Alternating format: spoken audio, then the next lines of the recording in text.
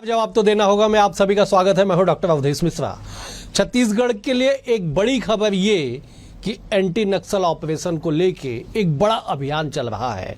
Operation Garuda इसे अघोषित नाम दिया गया है और इसके तहत ये कहा जा रहा है साहब कि नक्सलियों की सबसे जो बड़ी कोर एरिया है, जो मांद है, वहां पे कवेगुट्टा पहाड़ पे सुरक्षा बलों ने चारों तरफ से उन्हें घेर लिया है। मतलब ये कि सुरक्षा बलों के चक्रव्यूह में पहली बार लाल आतंक का आतंक जो है वो फंसा है। आज तक लाल आतंक के लोग सुरक्षा बलों को फंसाते थे, लेकिन ये पहली बार देश के इतिहास में, एंटी नक्सल ऑपरेशन के इतिहास में ये पहली मर्तबा ऐसा हुआ जब सुरक्षा बलों ने इन्हें अपने एम्बुश में फंसा लिया है। 3 दिन से लगातार ऑपरेशन जारी है। आने वाले कुछ दिनों तक लगातार ऑपरेशन जारी भी रहेगी। क्या कुछ खबरें निकल के आएंगी, इन तमाम चीजों पर आज चर्चा करेंगे, लेकिन उससे पहले देख लीजिए ये खास रिपोर्ट।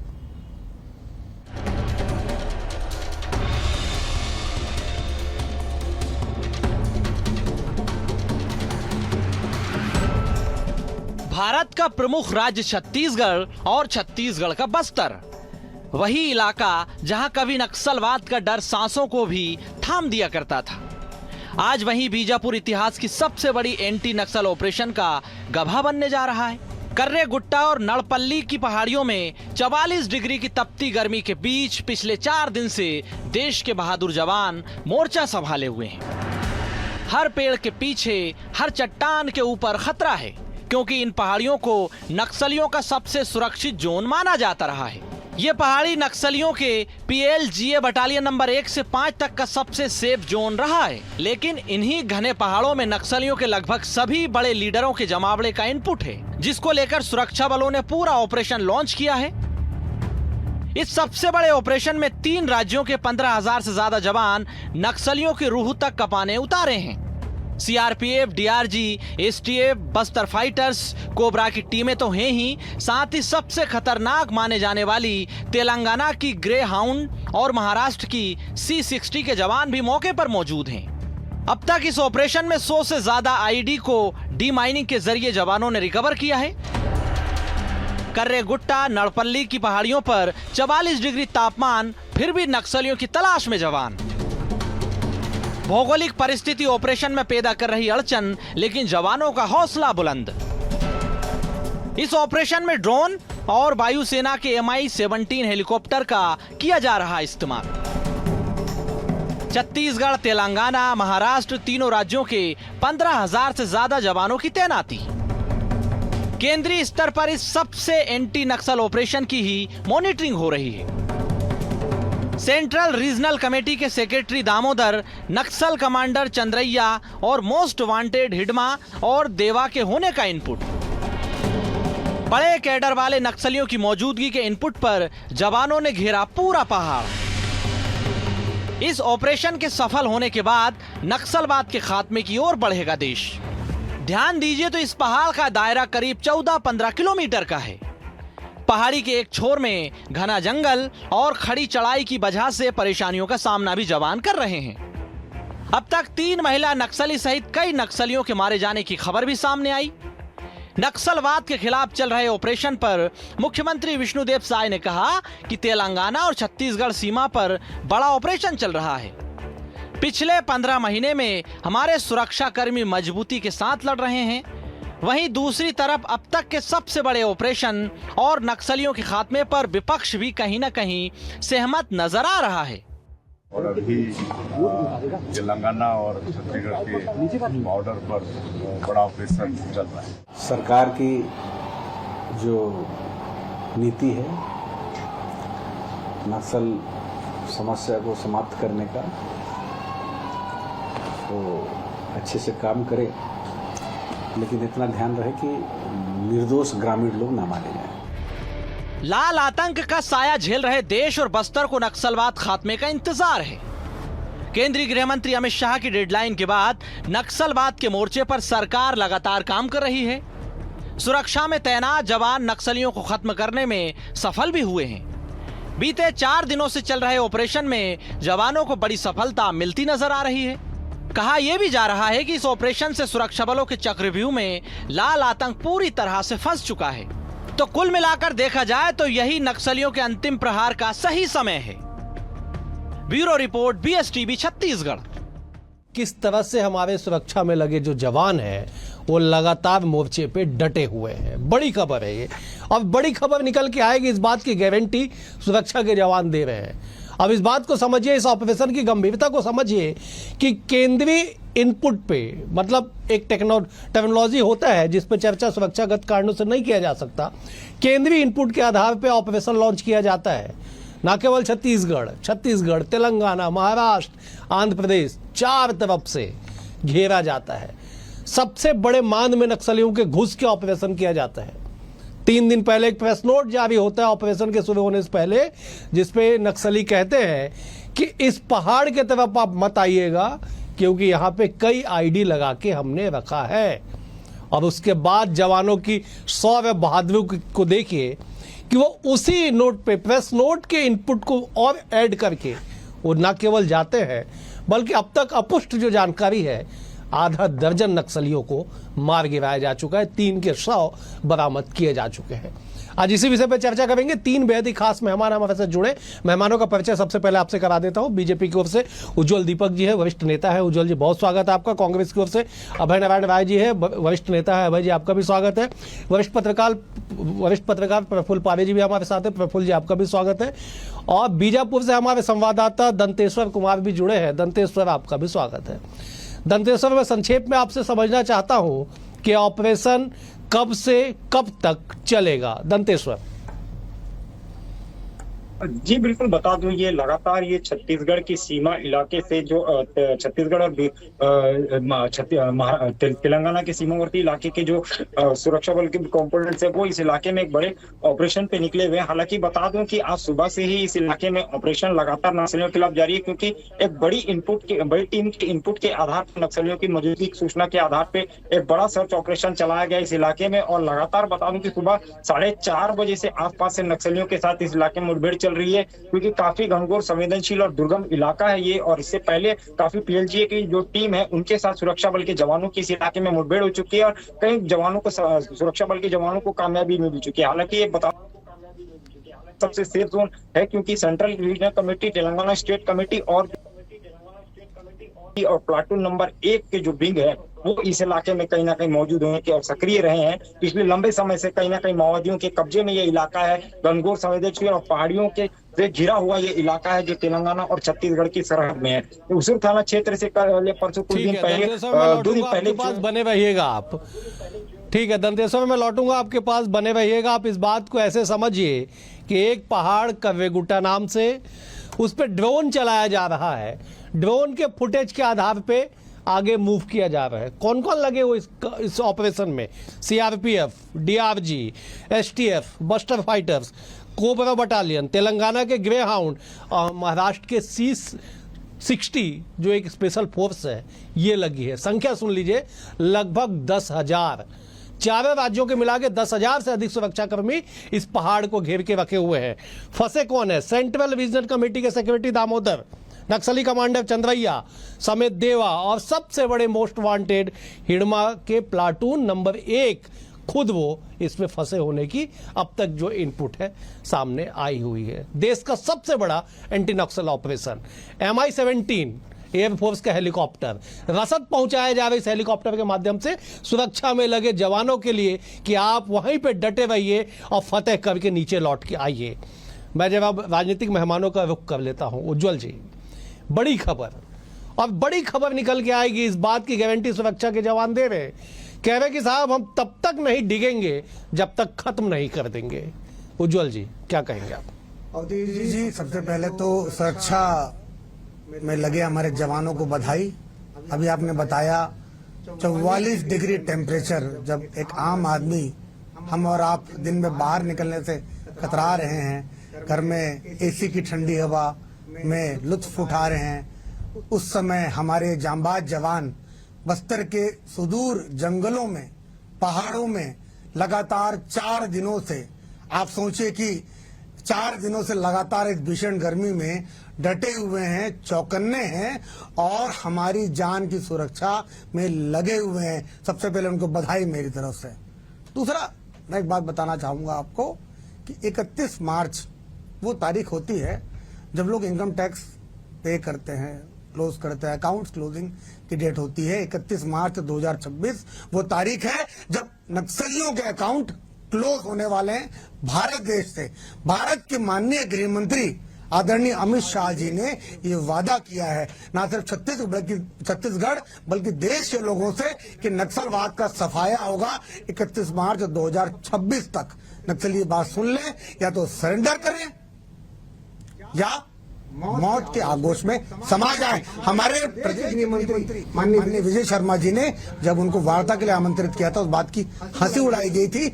इस डिबेट में भी कांग्रेस के प्रवक्ता ने हंसी उड़ाई थी कि आप पहचानेंगे कैसे उनको, वीडियो कॉल पर पहचानेंगे कैसे कि नक्सली है। तो मैंने कहा था कि एक माध्यम हो सकता है। माननीय गृह मंत्री का आशा ये था कि वो किसी भी रूप में वार्ता करना चाहे तैयार है, पर नक्सलियों ने उस समय बड़ा हमला किया था। आज वो दिन आ गया है जब नक्सली नाम के नासूर हमारे छत्तीसगढ़ की फिजा से गायब होने वाला है। मैं प्रफुल्ल जी का रुख कर लेता हूं। अभी मैं कांग्रेस के साथी अभय नारायण जी का रुख करूंगा। अभय नारायण जी मुझे स्क्रीन पे दिखाई नहीं पड़ रहे हैं, कुछ तकनीकी कारण। मैं लौटूंगा उज्जवल जी आपके पास। प्रफुल्ल जी, सबसे बड़ा एंटी नक्सल ऑपरेशन कैसे आप देखते हैं तब जब 31 मार्च 2026 तारीख तय है, तब जब 3 दिनों से 4 दिनों से लगातार फोर्स के जवान डटे हुए हैं। चौतरफा हमला पहली बार। इंटर स्टेट कोऑर्डिनेशन को लेकर कई सवाल उठे पिछले 25 साल में छत्तीसगढ़ में ही। न केवल इंटर स्टेट कोऑर्डिनेशन बल्कि लोकल फोर्सेस के बीच में भी कई कोऑर्डिनेशन के कई गंभीर सवाल उठे और चूक की वजह से कई हताहत भी हुई। आप गवाह इस बात के प्रफुल्ल जी। लेकिन 4 स्टेट मिलके एक सिंगल ऑपरेशन को लॉन्च करे तो सफलता कैसे नहीं मिलेगी? जी, मैं आपकी हर बात से सहमत हूँ। मुझे दरअसल आज कुछ और कहना है। नक्सलवाद जब शुरू हुआ तब मुझे याद आता है कि एक पुलिस के जो डीएसपी होते हैं, एक भास्कर दीवान, उनको नक्सलियों ने मारा था। मुझे वहां से वो घटना याद आती है। और उसके बाद भास्कर दीवान से शुरुआत हुई थी जब ये छत्तीसगढ़ राज्य नहीं बना था और वो छत्तीसगढ़ के ही की माटी के सपूत थे, उनको शहीद किया था। उसके बाद से जो हौसले इनके बुलंद हुए और जिस तरह से एक टीम ए, टीम बी, टीम सी काम करती है ना किसी भी एक मूवमेंट के लिए, कि एक हिंसक आंदोलन जो है वो जंगल में चल रहा है, सड़क पर दूसरा चल रहा है और मीडिया में दूसरा चल रहा है, और दिल्ली में वो जो सूट टाई लगा करके जो बैठने वाले जो वामपंथी हैं, जो वो अंतर्राष्ट्रीय स्तर पर उसको समर्थन दे रहे हैं, उसको जस्टिफाई कर रहे हैं। तो ये इसका इतना विभत्स स्वरूप हम लोगों ने देखा। हमारे एक एसपी विनोद कुमार जी चौबे जी, उनको एम्बुश लगा करके मारा, झीरम में एम्बुश लगाकर मारा। तो आप देखिए कि मैं वही सोच रहा था कि एक पुलिस के जवान किस तरह एम्बुश में फंसते थे और किस निर्ममता के साथ इस आंदोलन से जुड़े लोग जो आर्थिक और सामाजिक समस्या का नाम देकर के एक हिंसक आंदोलन चलाते थे, वो इस तरह एक दिन खुद एम्बुश का शिकार होंगे। ये सबसे अच्छी मतलब सुख देने वाली बात है ये। और पुलिस ने और खास करके सत्ता ने या सरकार ने ये साबित किया है कि अगर उसके पास इच्छा शक्ति है तो आप नक्सल हो, चाहे आप कितने बड़े सूरमा हो, आपको जमींदोज कर दिया जाएगा। अभय जी का रुख करता हूं। अभय जी मुझे दिखाई पड़ रहा है। अभय जी स्वागत है आपका। थोड़े देर से आप जुड़े तकनीकी कारणों से। देश का सबसे बड़ा एंटी नक्सल ऑपरेशन छत्तीसगढ़ के बीजापुर जिले के सुदूर अंचल में कव्वेगुटा पहाड़ पे जवानों ने चढ़ाई कर दी है। और आप यकीन मानिए, जवान जब उतरेंगे तो बड़ी कामयाबी लेके उतरेंगे। अभय जी कैसे देखते हैं आप? अब कांग्रेस पार्टी इस पे क्या कहेगी, क्या स्टैंड आपका? अभय जी।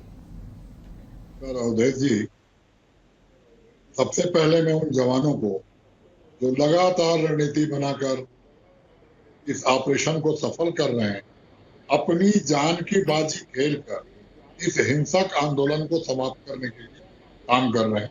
और आज जो बीजापुर और तेलंगाना के बॉर्डर पर जो समाचार आ रहे हैं, जो आप लोग दिखा रहे हैं, लगातार दोपहर से हम सब उस पर निगाह बनाए हुए हैं, ये बड़ी खबर है। और हमेशा से जब भी नक्सल पे कोई डिबेट हुआ है कांग्रेस की ओर से, और मैं व्यक्तिगत भी इस बात को हमेशा कहते आया हूँ, मिल रही है कि हमारे डीआईजी, हमारे जो एसपीओ हमारे बस्तर फाइटर, छत्तीसगढ़ पुलिस और फोर्स के जवान, इनके बीच जो आपसी कॉम्बिनेशन बना और केंद्र और राज्य सरकार एक साथ काम कर रही है, यही परिस्थितियां पहले नहीं बनती। राज्य सरकार जब कांग्रेस की थी तो केंद्र सरकार मदद नहीं करती थी, केंद्र सरकार कांग्रेस की थी तो राज्य सरकार मदद नहीं करती थी। आज परिस्थितियां ये हैं कि सब कुछ एक है। डबल इंजन की बात हो रही है, यहाँ डबल इंजन दिख रहा है। उसी तरह जो आसपास के स्टेट को मिलाकर प्लानिंग की गई और उन्हीं के हाथ से उन्हीं को मारना, जैसा एम्बो दो लगाते थे, जैसा मुखबिरी वो करते थे, जो धोखा हमारी फोर्सेज को वो देते थे, आज उस पर फंस रहे हैं। ये निश्चित रूप से बड़ी सफलता है। और नक्सलवाद और नक्सलाइट आप मार रहे हैं। आपको साधुवाद दूंगा अभय जी, मैं आपको साधुवाद देता हूं कि आप पार्टी से ऊपर उठ के राष्ट्र के बारे में सोच रहे हैं, उस समस्या के बारे में सोच रहे जिससे आप और हम दोनों और तमाम लोग जो है लगातार दो चार हो रहे हैं। ये बात अलग है कि आपके पार्टी में भी मत भिन्नता कम से कम इस गंभीर विषय पे भी दिखाई पड़ती है। अभय जी, मैं साधुवाद के साथ लौटूंगा आपके पास। अगर दंतेश्वर तक मेरी आवाज जा रही हो तो दंतेश्वर जब इस सवाल का जवाब दीजिएगा। आईडी लगा के आपने कई ग्रामीणों को मार डाला, सुरक्षा में लगे जवानों को शहीद कर दिया, लेकिन आज जो आईडी 100 आईडी का माफ कीजिएगा डी माइनिंग किया गया। 100 आईडी उस पहाड़ के पेड़ पे पत्थर पे जो आईडी लगे थे उसकी संख्या 100, जिसे डी माइनिंग करके बाहर निकाल लिया गया। दंतेश्वर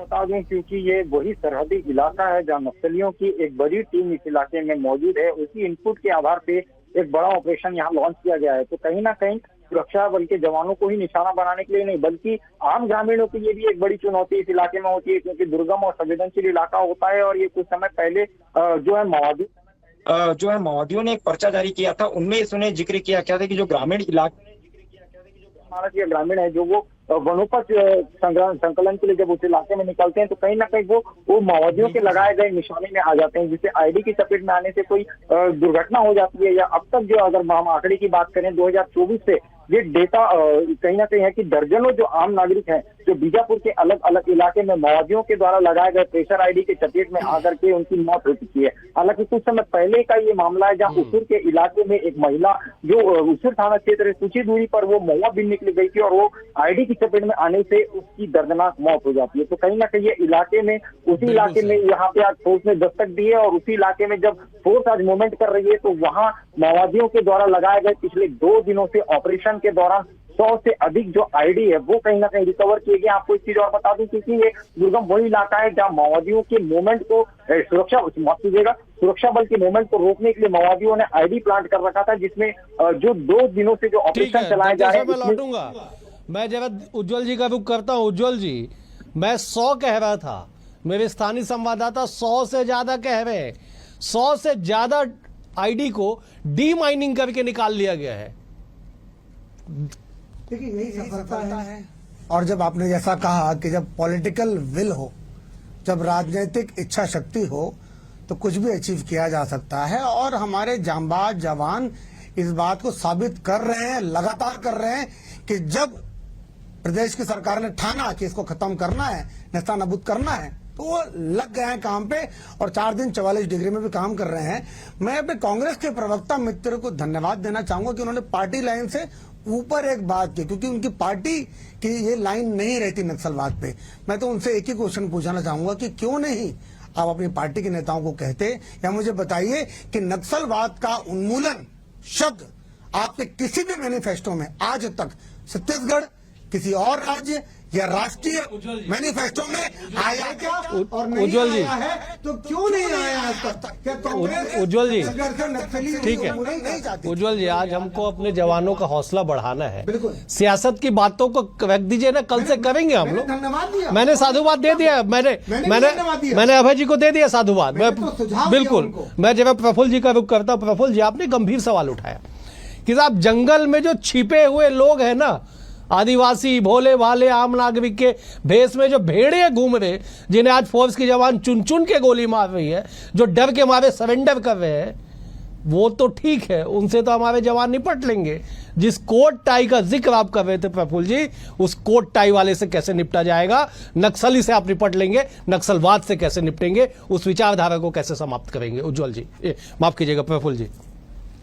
नहीं, बिल्कुल आप सही कह रहे हैं। अगर एक लेयर अगर खत्म हुई है तो दूसरी लेयर भी खत्म होगी, उसका भी आप इंतजार कीजिए। लेकिन मैं ये कह रहा हूं कि अभी आप कह ही रहा था आपसे ना कि किस तरह से ये एम्बुश जो पहले हम सुनते थे नक्सलियों का, अब वो उल्टा दिख रहा है। मैं इसके साथ में आपको एक बात ये भी बताना चाहता हूं कि जो अबूझमाड़ है, अबूझमाड़ का जंगल, मतलब आप देखिए कैसा समय कैसे बदल रहा है। मैं आपको ये बता रहा हूँ कि अबूझमाड़ में घुसने से पहले आपको परमिशन लेनी पड़ती थी, ठीक है। हम सुनते थे कि एलईडी लगा हुआ कहाँ बस्तर में कौन सी जगह पे, मतलब जो रोड बनाने वाला जो छोटा सा ठेकेदार भी होता था, WBM रोड बना रहा है, वो रोड बनाते बनाते कब उसका वो टिप्पर फट जाएगा किसी को पता नहीं। और अभी आपके संवाददाता बता रहे हैं कि 100 से अधिक आईडी को डीमाइनिंग कर, मतलब आप सोचिए खोद के निकाल दिया गया। आप सोचिए किस लेवल पर, मतलब वो जो घात लगा करके कभी भी हमला कर, मतलब आप इसकी प्लानिंग कितनी बढ़िया है कि आप केवल वहां से लोगों को मार ही नहीं रहे हैं, उनको वार्निंग भी दे रहे हैं, कुछ लोग समर्पण भी कर रहे हैं। आपने देखा होगा कुछ लोग समर्पण कर रहे हैं। अब इसमें बड़ी बात क्या होती है, मैं सोचता हूँ कि जैसे इतना लंबा वक्त बीत गया, 25-30 साल से हम लोग देख ही रहे, लोग अक्सर बोलते कि ये सरकार की नीतियां के खिलाफ ये मूवमेंट खड़ा हुआ, पुलिस की दुर्व्यवहार के कारण, उनके अत्याचार के कारण ये मूवमेंट खड़ा हुआ। तो इन दोनों को ही आदिवासियों के बीच जिस तरह से विलन बनाया गया था, जो आप कोट टाई वाली बात कर रहे हैं ना, इन कोट टाई वालों का इतना बड़ा योगदान है कि व्यवस्था को आदिवासियों का विलन बना करके, ये व्यवस्था जो है वो विलन है। और उस मैं लौटूंगा, समय का अभाव है, मैं जब अभय जी का रुख कर लेता हूं। अभय जी, आज तो आपको साहब खूब साधुवाद मिल रहा है आपके वक्तव्य पे। क्या आप और आपकी पार्टी अपने इस वक्तव्य पे उस दिन तक कायम रहेगी जब तक छत्तीसगढ़ से नक्सलवाद का खात्मा नहीं हो जाता, सरकारी शब्दों में 31 मार्च 2026 तक? अभय जी। अवधेश जी, कांग्रेस की जो विचारधारा है वो हिंसा में विश्वास नहीं रखती। हम अहिंसक आंदोलन के पक्षधर हैं, संविधान और लोकतंत्र को मानने वाले लोग हैं और हमेशा नक्सलाइट के हिंसक आंदोलन के खिलाफ रहे। अभी कुछ प्रश्न उठ रहा है इस डिबेट में, उस प्रश्नों पे बहस अलग होगी। अभी हमारे युवा प्रवक्ता, पढ़े लिखे प्रवक्ता हैं भाजपा के, मैं उनका बहुत सम्मान करता हूँ कि कम उम्र में बहुत समझदारी की बातें करते हैं। बहुत सारे सवाल उन्होंने कांग्रेस के मैनिफेस्टो पे उठा दिए। इसका जवाब आज क्या नहीं दूंगा कि आज जो वहां पे जवान हैं, अगर उनकी तक हमारी बात पहुंच रही है तो उनका उत्साह होना चाहिए। और ये एक चीज है टीम वर्क। मैंने अब ये भी कहा कि जब केंद्र सरकार, राज्य सरकार और सभी फोर्सेज, जो सशस्त्र फोर्स है उनके कमांडेंट, हमारे छत्तीसगढ़ पुलिस के जो सेनापति है, हमारे आईजी और डीआईजी, वो और जो सबसे ज्यादा काम कर रहा है, जिन पे हमने विश्वास किया, एसपीओ, डीआईजी और बस्तर फाइटर, हमने 5 साल की सरकार में यही काम किया कि बस्तरियों का दिल जीता और बस्तरियों को आर्थिक रूप से सक्षम किया ताकि वो नक्सलाइटों से दूर हो जाए। और जब बस्तरियों की संक्षेप में समाप्त कर लीजिए, मुझे समाप्त करना है। अभय जी थोड़ा सा आप क्लोज कर लीजिए, मुझे समाप्त करना है। जब बस्तर के लोगों ने नक्सलाइटों को छोड़ दिया तो आज नक्सलाइट मारे जा रहे हैं। जब तक वो साथ देते थे वो नहीं मारे जाते थे। बस्तर का विकास और बस्तरियों का दिल जीतना सफलता है। पुनः मैं आज के डिबेट में उन नौजवानों, उन जवानों को ही सलाम करूंगा जो हमें इससे मुक्ति दिला रहे। इच्छा शक्ति तो होती है तभी वो आगे जाते, लेकिन हमने उनको खुली छूट दी, काम करने की छूट दी। अभय जी बहुत शुक्रिया आपका, आप तीनों मेहमानों का बेहद शुक्रिया। प्रफुल्ल जी आपका शुक्रिया, उज्जवल जी आपका शुक्रिया, अभय जी आपका शुक्रिया। बीजापुर से हमारे साथी दंतेश्वर जुड़े, दंतेश्वर आपका भी शुक्रिया। बस इंतजार कीजिए जवानों के उस पहाड़ से नीचे उतरने का। इंतजार कीजिए उस खुशी का, उस खुशखबरी का, जो हमारे जवान शौर्य का साहस दिखा के जब पहाड़ों से उतरेंगे, तब जाके पता चलेगा कि जिस बड़े कमांडर को, जिस बड़े बटालियन को, कंपनी नंबर 1 से लेकर 5 तक नक्सलियों को सबसे खूंखार दुर्दांत नक्सली जिन्हें माना जाता है, उनको एम्बुश में जब जवान फंसा चुके हैं, तो बस इंतजार कीजिए उनके उतरने का और एक बड़ी खबर, क्या बड़ी खुशखबरी का। फिलहाल आज के लिए इतना ही, कल एक और नए विषय के साथ होगी मुलाकात, तब तक के लिए नमस्कार।